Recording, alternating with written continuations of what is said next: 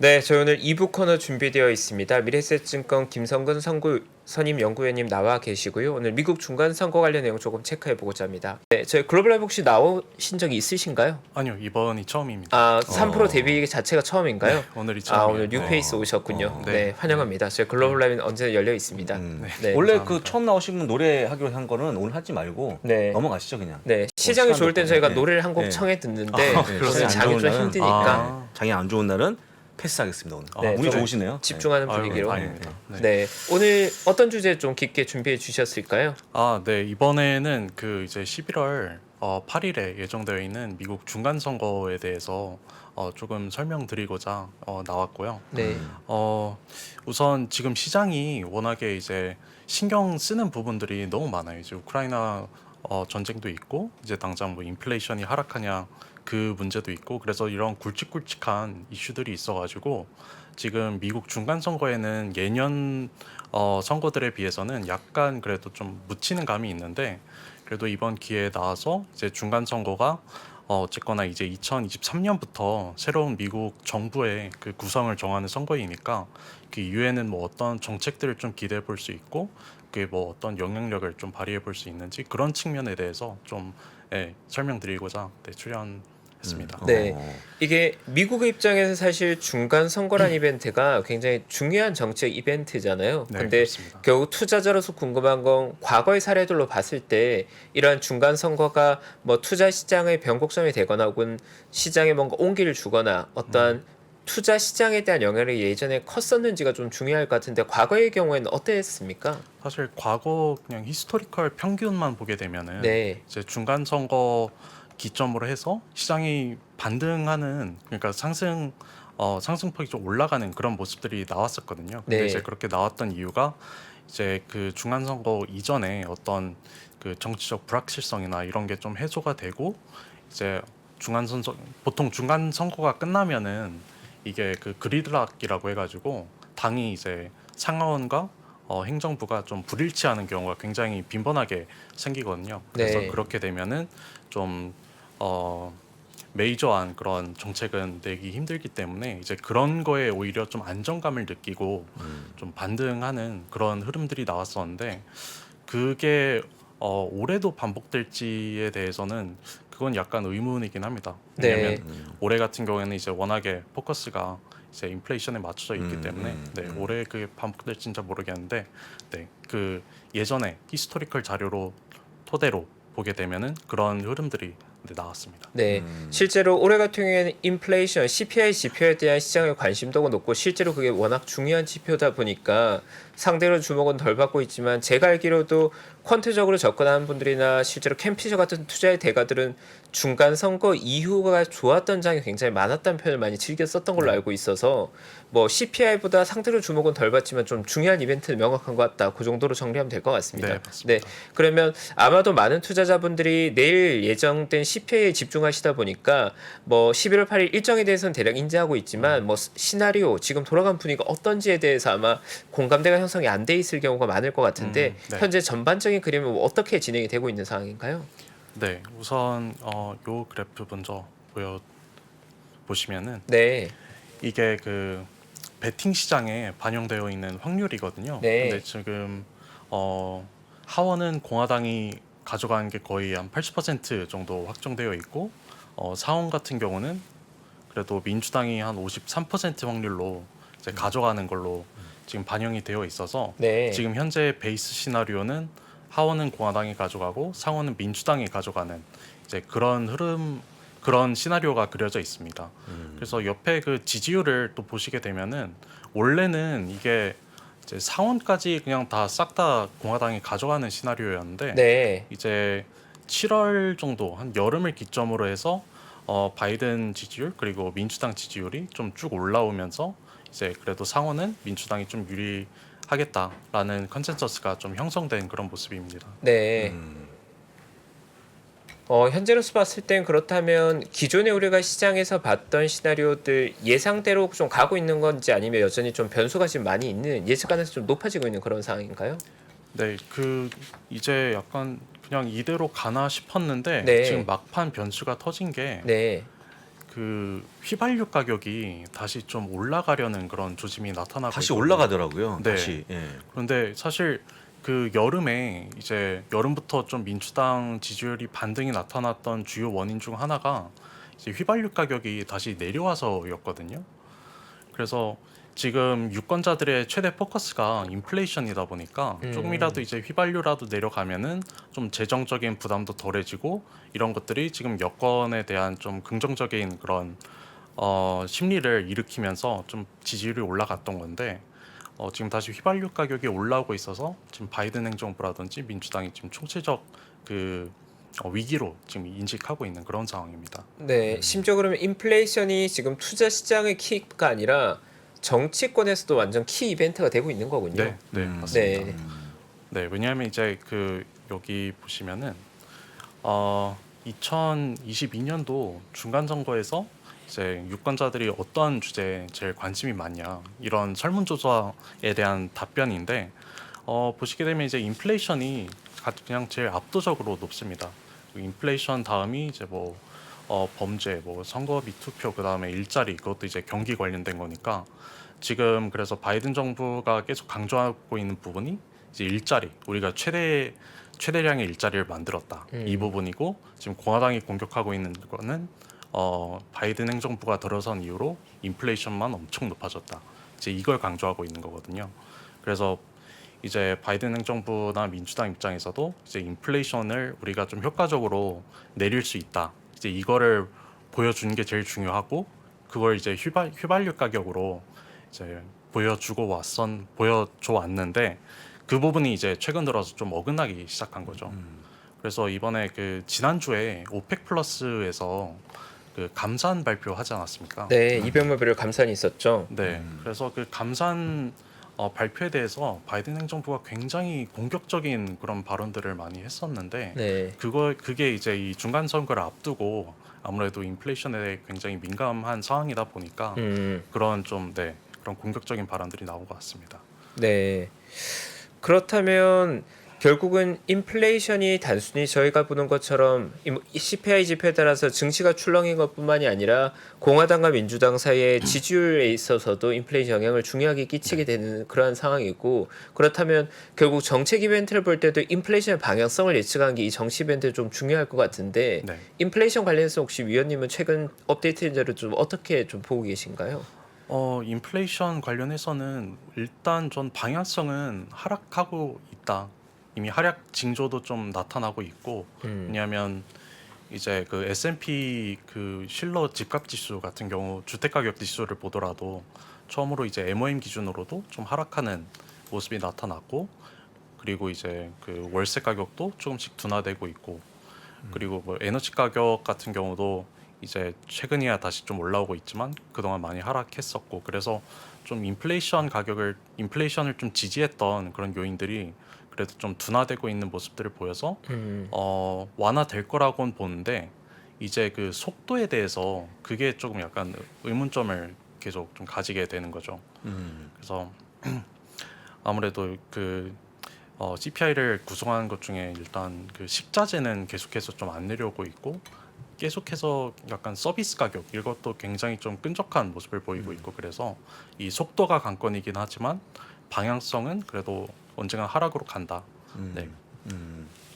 사실 오늘 기사 보니까 그 바이든이 원래 이제 경기 침체가 오지 않는다고 했던 분 중에 하나였지 않습니까? 근데 네. 오늘 어젯밤이었나요? CNN 같이 인터뷰하면서 갑자기 오긴 오는데 미미하게 온다라고 또 네, 저도 봤습니다. 번복해갖고 제가 확 짜증이 나는 거예요. 뭐 이분들 뭐 하는 거지? 막 바이든도 뭐 예전에 막 바꾸고 또 파월도 막 작년만 해도 뭐 물가 일시였다가 오늘 책을 바꾸는 그런 모습 보여줘갖고 뭔가 좀 이상한 건데 이분들이 생각을 바꿔서 뭔가 하는 것들이 다 지지도 때문에 바꾸는 거 아닙니까? 혹시 어떤 것 때문에 바꾸는 걸까 이게? 글쎄 바이든 행정부 같은 경우는 네. 그래도 이제 그래도 완전히 이거를 네. 경기가 둔화하고 있다는 거를 예. 좀 거부하기는 좀 부담스럽고 부담스럽고. 그래도 예. 약간의 그 여지를 남겨두되 어. 그냥 심각하진 않고 와도 그냥 소프트 랜딩 정도일 거다 약하게 하면서 온다. 예. 네, 조금 인정하면서 유권자들 안심시키는 뭐 그런 용도이지 않을까 싶습니다. 근데 바이든 대통령이 그런 말을 했다는 것 자체가 지금 그 미국 경기가 상당히 좀 둔화 국면에 들어서 있는 거 아닌가 네, 그런 징조인 것 같긴 하고요. 참 침체가 살살 오는 건 또 어떻게 오는 겁니까? 살살 오는 건 이렇게 뭐 약하게 온다는 거겠죠. 네, 약하게. 시장의 네. 참여들의 정책권자들은 어쨌든 소프트 랜딩 연착륙에 대한 기대감이 좀 있는 것 같고 뭐 미미한 경기 침체라는 게 사실 말장난이죠. 경기 침체는 그러니까요. 침체죠. 그렇죠. 네, 물론 강도의 차이가 있긴 하겠지만 투자자 입장에서는 반가운 뉴스는 전혀 아닌 것 같고 위원님께서 방금 전 그 보여줬던 장표에서 저는 그 중간 선거에서 유권자들의 주요 관심사에서 압도적으로 인플레이션이 절대적인 영향을 끼치고 있는 게 되게 인상 깊었던 것 같아요. 네. 그리고 최근에 뭐 일자리나 이민, 인프라 이런 쪽 얘기 많이 나왔었던 것 같은데 그런 것들 다 통틀어서 인플레이션이 압도적으로 유권자들에게 중요한 키가 되고 있는 상황이네요. 네. 우크라이나 관련 이슈도 사실 정치로 최근에 좀 민감한 이슈인 것 같은데 저 부분에 대해서는 그 민주당과 공화당의 입장 차이가 명확하게 벌어지나요? 아니면 아직은 약간 논란의 여지가 좀 있는 상황인가요? 사실 지금까지는 그 뭐 공화당이든 민주당이든 우크라이나를 좀 전적으로 지원하자 이런 분위기인데 이제 공화당 하원 멤버들 중에서 그 친 트럼프 쪽에 가까운 하원 의원들이 있거든요. 근데 요즘 그 의원들 사이에서 나오는 얘기가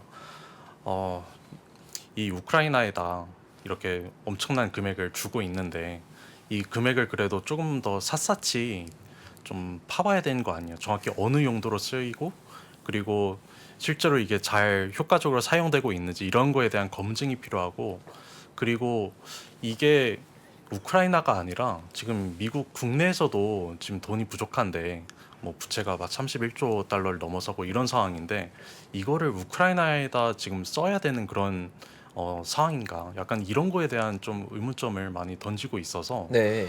그 중간 선거 이후에 이제 아마 공화당이 하원을 장악할 것 같은데 그때 이유가 되면은 지금처럼 좀 우크라이나에 대한 그 군사적인 지원이라든지 이런 부분들이 좀 원활하게 과연 진행될 수 있을지 그 부분은 좀 지켜봐야 될 것 같아요. 네, 이게 정치적으로도 좀 민감한 이슈가 되고 있는 건지 아니면 다른 이슈들이 워낙 많다 보니까 좀 묻히고 있는 상황인가요? 우크라이나 전쟁 지원 거는. 지금 우크라이나 이슈 자체가 아무래도 전체적인 그 이슈 중에서는 그래도 좀 낮은 순위에 속하는데 네, 이제 그 장표 그 차트 다시 한번 보시면은 그 3월 우크라이나 전쟁 초기에 비해서 이제 민주당에 대한 지지율은 그대로인데 공화당 쪽을 보게 되면은 좀 현저하게 떨어졌거든요. 네, 우크라이나에 대한 그 지지 선호도가. 네. 그래서 지금 그 공화당 하원 의원들이 지금 하고 있는 게 저 유권자들을 좀 대변하고 있다라고 보시면 될 것 같습니다. 공화당 사이드에서는 예전보다 우크라이나 지원에 대한 지지도가 좀 많이 떨어졌다는 거네요. 관심도가 네, 좀 떨어졌다 네. 이렇게 볼 수 있겠네요. 그렇죠. 그럼 네네. 변화가 좀 컸다 이렇게 해석하면 되는 거군요. 네. 그럼 결론적으로 봤을 때는 현재 뭐 2020년 상원에서는 어느 쪽이 더 유리하다고 보면 민주당이 좀 더 유리하다고 그렇게 저희 보면 되는 건가요? 네, 상원 측면에서는 네. 이 그 지도를 한번 보시면 좀 네. 명확하게 나올 것 같은데 여기서 그 회색으로 칠해져 있는 그 주들이 경합주거든요. 네. 근데 이제 이 경합주 중에서 그 저게 한 7개 정도 나와 있는데 저 밑에 있는 저 개별표가 네. 지금 현재 그 경합주가 어느 당이 지금 장악하고 있고 지금 이제 그 어떤 그 후보들이 나와서 좀 경쟁을 펼치는지 나와 있는데 네. 지금 가장 유력한 시나리오가 저기 NV라고 있는 게 네바다거든요. 네. 네바다는 약간 공화당 쪽으로 기울고 있고 근데 이게 기존의 그 민주당 주였거든요. 네. 저기 파란색이 있는 걸로 봐서는 근데 이제 그래서 저게 이제 빨간색으로 넘어간다고 가정하고 반면에 그 조지아 같은 경우는 이제 그 민주당이 계속해서 좀 사수하고 그리고 저 밑에 PA라고 있거든요. 펜실베니아. 네. 펜실베니아는 지금 원래 공화당 주였는데 지금 민주당이 가져갈 확률이 상당히 좀 높은 상황입니다. 네. 그래서 한 주 가져가고 또 한 주 민주당이 이제 다시 뺏어 오면은 지금처럼 50대 50 상원이 될 확률이 좀 높다고 볼 수 있는 거죠. 근데 뭐 한쪽이 압도적이라기보다는 상당히 박빙이긴 하네요. 지금 이것도 사실 네 박빙이긴 합니다. 네, 결국 컬러로 봤을 때는 빨간색이 이제 공화당인 거잖아요, 지금 네, 화면에서. 근데 직관적으로 봤을 때는 공화당이 상당히 강세로 보이는데 저 회색으로 분류되어 있는 약간 경합 지역에서 그래도 민주당 쪽으로 많이 좀 넘어올 가능성이 높다 이렇게 보고 있는 네, 건가요? 네 그렇습니다. 네, 생각보다 좀 팽팽한 상황이군요. 왜냐하면 이제 공화당 쪽에서 나온 상원 후보들이 사실 이 후보들을 보고 지금 공화당 상원 원내대표가 굉장한 불만을 좀 표출을 했어요. 네, 왜냐하면 선출은 됐는데 후보 자질이 너무 안 좋아서 이거는 그냥 우리가 인플레이션으로 공격하면 상원까지 가져올 수 있는 상황인데 지금 이런 후보들의 개인 그 자질 부족 때문에 상원은 뺏기게 됐다. 약간 이런 거에 대한 불만이 좀 많이 제기했거든요. 그래서 좀 그런 운과 더불어서 상원은 그래도 좀 민주당이 그래도 승산이 있는 그런 상황입니다. 네. 그러면 하원 쪽은 분위기가 좀 다른 상황인가요? 네, 하원 쪽은 이제 요거를 보시면은 그 회색 쪽에 그 가운데 터스업이라고 나와 있잖아요. 네, 터스업에 보시면은 그 푸른색 주들이 굉장히 많습니다. 네, 그 말은 이제 민주당 입장에서는 저 많은 그 좌석을 지켜야 되는 입장에 놓여 있다는 거예요. 아, 네. 반면에 이제 공화당은 한 5개, 거의 5개 없네요. 정도 지키면 되는 거고 네, 여기서 최대한 많이 한 5개 정도 6석을 추가로 뺏어오면 이제 과반수 가져가는 거거든요. 네, 그래서 구조적으로 공화당이 훨씬 좀 유리한 상황에 놓여 있는 거고 그리고 전반적인 그 당별 지지율을 보더라도 지금 공화당이 앞서 있기 때문에 하원이 또 이 전체 미국 이제 전 좌석에 대해서 좀 펼쳐지는 그런 선거이다 보니까 그 지지율에 따라서 또 굉장히 많이 바뀌거든요. 네. 그래서 하원 같은 경우는 이제 민주당이 좀 확실히 불리한 상황이어서 그 앞에 제가 보여드렸던 그 베팅 마켓 거기서도 지금 80% 확률로 공화당이 이길 거다라고 지금 나와 있는 겁니다. 참 그 뭐 저희가 여기서 공화당이든 뭐 민주당이든 시장에 뭐 이렇게 직접적인 연관성이 있나요 이게 혹시 아, 미국 네. 예. 그 부분에 대해서는 일단 베이스 시나리오대로 가면은 예. 사실 직접적인 영향은 좀 제한적일 거로 보고 있습니다. 네, 그러니까요. 예. 근데 이제 그 좀 섹터 쪽으로 보게 되면은 섹터? 네, 이제 공화당 왜냐면 이제 하원을 공화당이 가져간다고 가정을 하면은 이제 향후 2년 동안 바이든 행정부가 할 수 있는 거는 공화당과 그래도 일치하는 어느 정도 좀 뷰가 맞는 그런 부분에 대해서만 정책을 펼칠 수 있기 때문에 이제 그 부분이 맞는 섹터가 어디냐 약간 이런 관점으로 좀 접근을 해야 되는 것 같거든요. 그래서 그런 관점으로 봤을 때 우선 그 중국 관련해서 이제 중국 견제 이런 것들은 이제 계속 되는 거고 지금 바이든 행정부도 계속 그 인플레이션 감축법이라든지 이런 걸로 그렇죠. 했지만 예. 이제 서플라이 체인을 미국 내로 들여오는 그런 작업들도 이제 계속 이어지는 거고 다만 좀 확실히 좀 차이가 나는 부분은 이제 에너지 관련된 부분일 것 같은데 이제 민주당은 확실히 좀 그 친환경 에너지 이런 부분들을 굉장히 그렇죠. 좋아하거든요. 예, 친환경, 예. 근데 공화당은 이제 에너지 이런 거 지금 가릴 때가 아니다. 지금 에너지 안보를 확보해야 되는 시기이기 때문에 뭐 친환경이든 뭐 그 화석 연료든 그냥 가리지 않고 미국 내에서 최대한 많이 생산해야 된다. 이제 이런 입장이어서 아마 그 공화당이 하원에 들어서게 되면은 어떤 에너지 뭐 규제라든지 뭐 미국 내 에너지 생산을 좀 증진시킬 수 있는 그런 정책들을 많이 펼칠 확률이 높습니다. 그래서 그런 측면에서 좀 에너지 업종 쪽에 좀 관심을 둬도 괜찮을 것 같고요. 네. 사실 과거에도 이런 정치적 이벤트, 특히나 미국의 대선 같은 게 증시에 직접적 영향을 주는 이벤트였는데 과거에도 보면 시장이 선호했던 시나리오로 되든 안 되든 시장이 별로 선호하지 않았던 당선자가 대통령이 된다고 하더라도 지나고 보면 결국 불확실성 해소되고 정책적인 방향성이 선명해지면서 시장엔 플러스적이었던 것 같거든요. 그 중간 선거 역시도 어쨌든 뭐 공화당이 장악하든 민주당이 장악하든 막 박빙이 되든 결과가 나오고 나면 증시로 보면 나쁘진 않을 것 같은데 혹시 그렇게 봐도 무난할까요? 시장 전반적으로 봤을 때는. 전반적으로 보면 그렇게 봐도 무방하다고 생각합니다. 네. 오히려 지금 상황에서 좀 고려해야 될 리스크는 만약이라도 약간 상하원 모두 민주당이 가져가는 그게 약간 서프라이즈 시나리오가 될 것 같은데 네. 이제 그 시나리오를 좀 생각해 보면 이거는 시장이 생각을 안 했던 그런 시나리오이잖아요. 네. 그래서 과거에 그 2020년도에 블루웨이브가 나타났을 때 그 생겼던 그런 반응들을 돌이켜 보면은 그때 이제 좀 엄청난 재정 정책들을 좀 감안하고 국제 금리가 좀 올랐던 그런 흐름들이 나타났었거든요. 2020년 후반부터 2021년 초까지. 그래서 아마 좀 서프라이즈 반응이 나오면 이번에도 그거랑 좀 비슷한 반응이 나올 수도 있지 않을까. 네, 이 정도는 생각할 수는 있을 것 같습니다. 네. 그래서 저는 정치적으로는 뭐 중립적이고 크게 관심도가 높진 않지만 과거의 역사로 봤을 때는 보통 시장이 좀 평화로울 때는 진보적인 정당이 좀 더 유리했던 환경이었던 것 같고 뭐 경제 위기가 있거나 뭐 노이즈가 많은 시기에는 보수당들이 좀 더 상당히 유리했었던 것 네. 같거든요.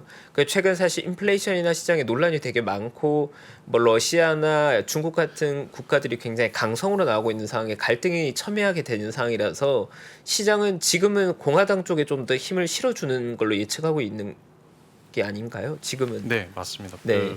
제가 아까 다시 이 차트로 돌아가게 되면은 네.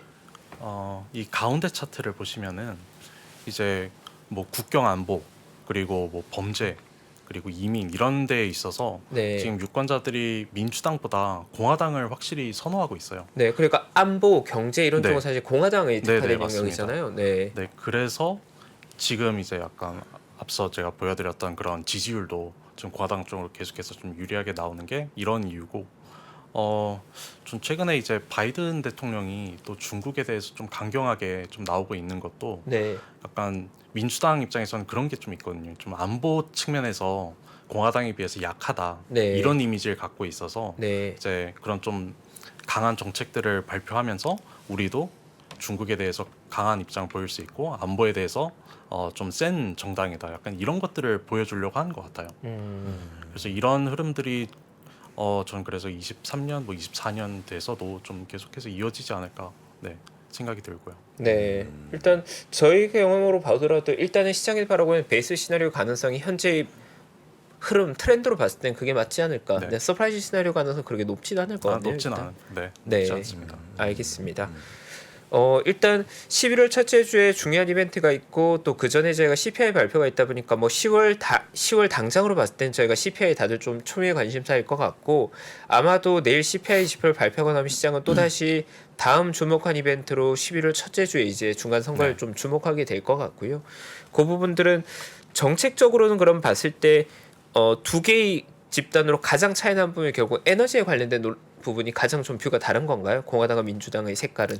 약간 경기 관련해서는 네. 이제 뭐 사회적 이슈 관련해서는 되게 많아. 뭐 이민도 있고 네. 뭐 최근에 이제 화두가 됐던 낙태도 있고 되게 많은데 네. 이제 경기적인 그런 측면에서 봤을 때는 에너지 관련해서 뷰가 좀 가장 극명하게 갈리고 네. 이제 그 공화당 측의 이제 입장은 지금은 에너지 안보에 집중해야 되는 그런 시기이고 그러기 위해서는 에너지를 지금 가릴 때가 아니다.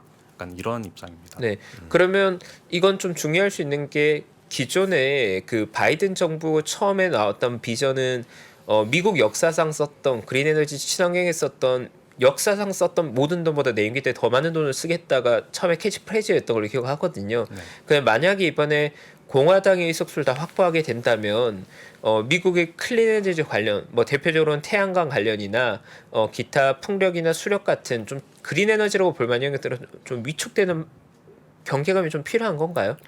아마 그쪽에 대해서 직접적인 피해를 주지는 못할 거예요. 왜냐하면 네. 공화당이 어떤 법안을 낸다고 하더라도 바이든이 언제든 비토를 낼 수 있기 때문에 네. 직접적인 피해는 가진 못하겠지만 그래도 이제 23년, 24년 걸쳐서 정책이 어느 쪽으로 집행될 수 있는지를 보게 되면은 이제 공화당이나 민주당이나 둘 다 선호하는 그런 에너지 소스에 대해서 네. 투자가 나올 건데 네. 그 에너지 소스가 이제 좀 뭐 천연가스라든지 원자력이라든지 혹은 이제 국내 전반적인 그 에너지 생산 확대 뭐 이런 쪽으로 이제 나올 가능성이 높다 이렇게 말씀드린 겁니다. 네.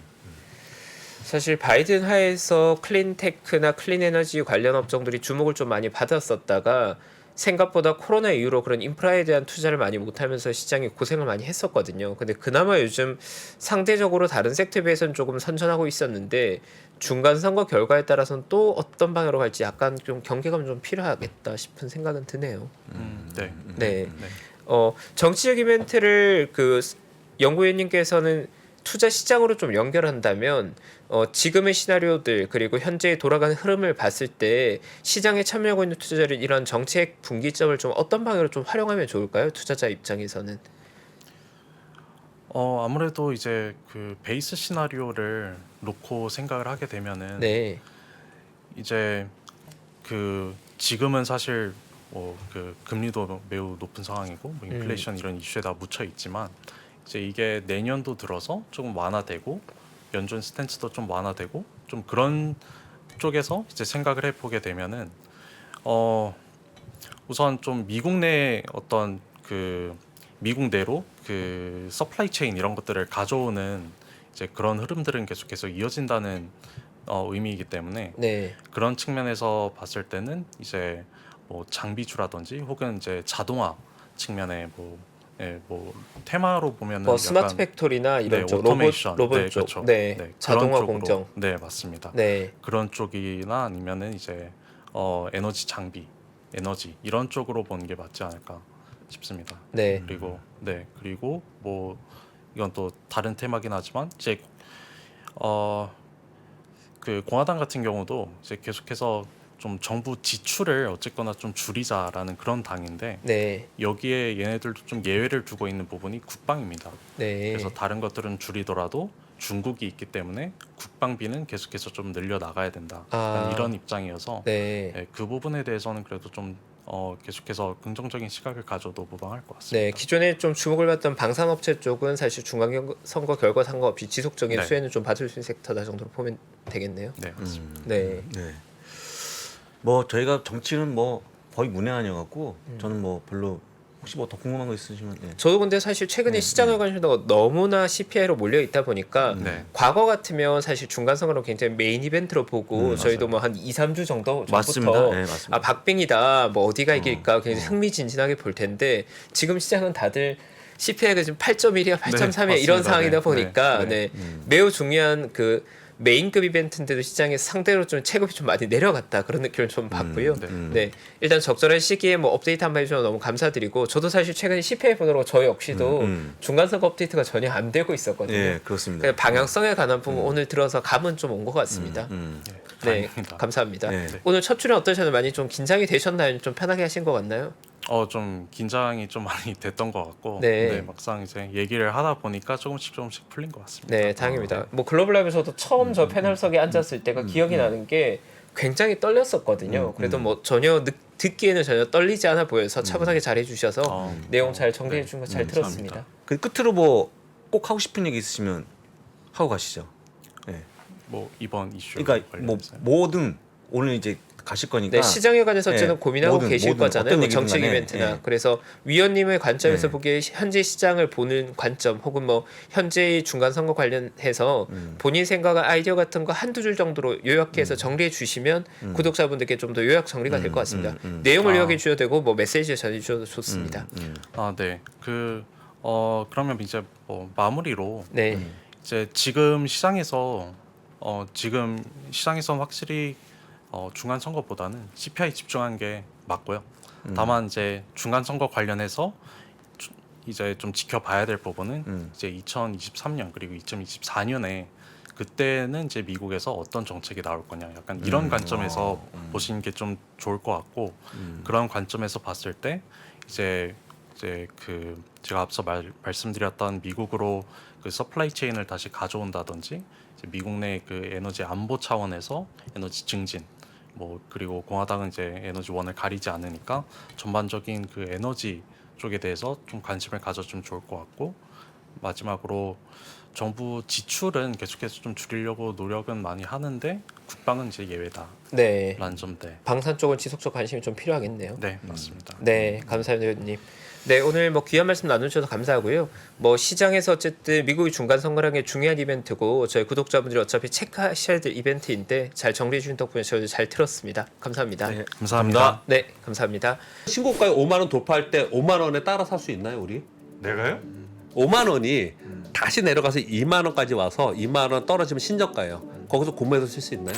주식시장에 절대 변하지 않는 것이 두 가지 있습니다. 주가의 기본적인 움직임 그리고 투자하는 사람들의 심리입니다. 내가 팔면 오르고 사면 떨어진다고요. 주식에 대한 공부가 모자라서가 아닙니다. 주가를 만드는 투자자의 심리를 모르기 때문이죠. 하락장의 공포를 이기는 5가지 실전 투자 심리 전략. 박병창의 돈을 부르는 매매의 심리에서 지금 확인하십시오.